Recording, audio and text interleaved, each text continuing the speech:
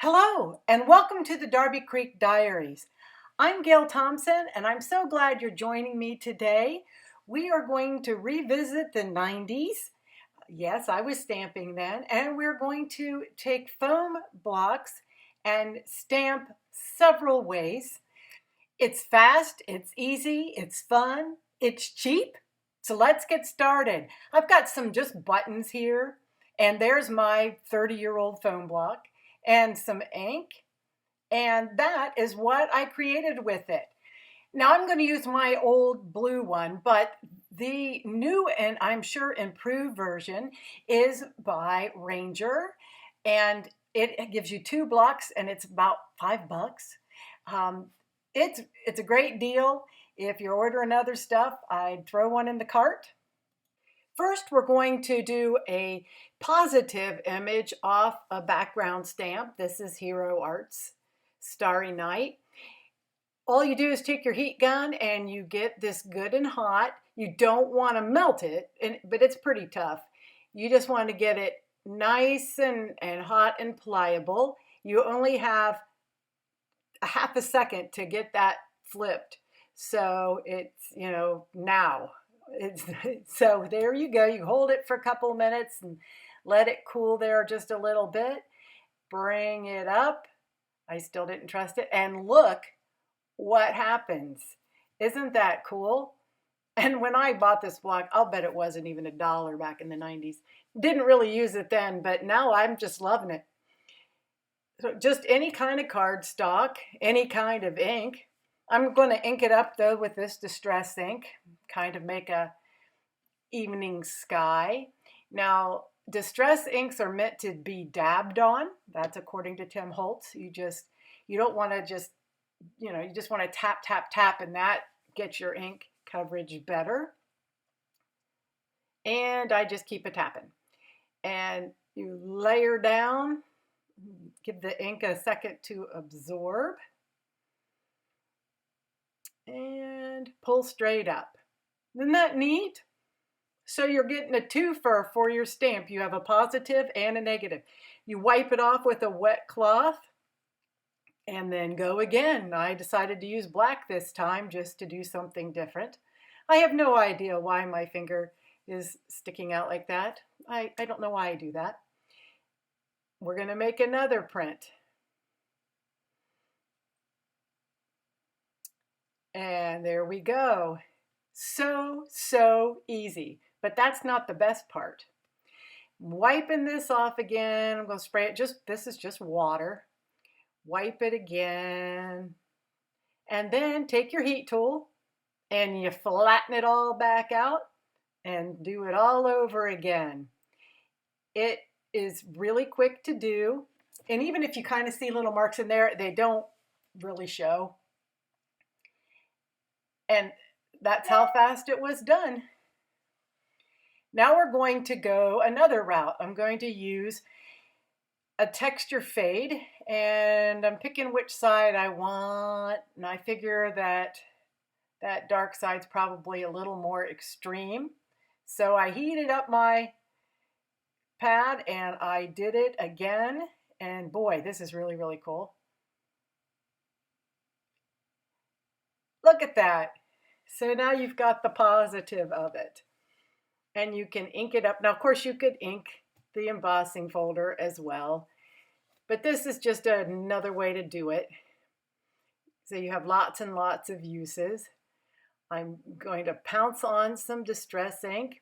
Now, this was a distressed texture fade, so all the bricks aren't going to show up smooth and flat. So keep that in mind. And this isn't for perfection. This is just kind of an artsy look. I'm going to hold it, lift it up, and there we go. A nice kind of grunge look. I'm going to clean it up. I'm not going to go through the process every single time because I kind of want to keep this short. I know you're busy. I'm going to flatten it back out again with my heat tool. Just be careful that your fingers don't get in the way. My block isn't very big. I think the Simon Hurley ones are a little bit bigger. Now I'm going to just try some things like I did the buttons. So these are from Tim Holtz Idea-ology gears. I'll have all the supplies linked below. And I thought, well, they have really cool textures, so let's try that. So it doesn't need to be centered. They can be hanging off the side. And I'm going to heat her up again. And I'm doing this all at once. I'm sitting down and this is all one after another. So that's how tough this little block is. The other side's textured too, but I didn't try doing anything with it. And I'm really letting this have time to get pressed in. And look at that. That is so cool. So we're going to take kind of a rusty color. Well, it's called Rusty Hinge. And I'm going to ink that all up. I'm just making backgrounds today. Sometimes it's nice to just do something mindless and make backgrounds, and they turn out or they don't. It doesn't matter. And you can always turn them into something. And there we go. And then another day, you can do another part of a project. And eventually you'll have stuff to just make projects whenever you need to. So there is our gear print. And now I'm just flattening it back out again. And I just wanted to show you that you could use dies for this as well. You want to make sure that you have the flat side of the die, not the pointy one, because you'll have a better chance of getting an image with that wider side. Heating it all back up again. You don't want to get it to where it starts smoking, but get it pretty hot. Lay it down. Give it some pressure. And then bada bing, bada boom, you peel them off, and there is your image. I had some Hero Art Soft Sky, and I thought, well, that's appropriate. But that pad is probably 15 years old, at least 10, and she's pretty dry. So I kind of had to work this a little bit. It is a light color anyway, though. But I just wanted to give you the idea that you could use dies for this. And it just makes this will make a little playful sky.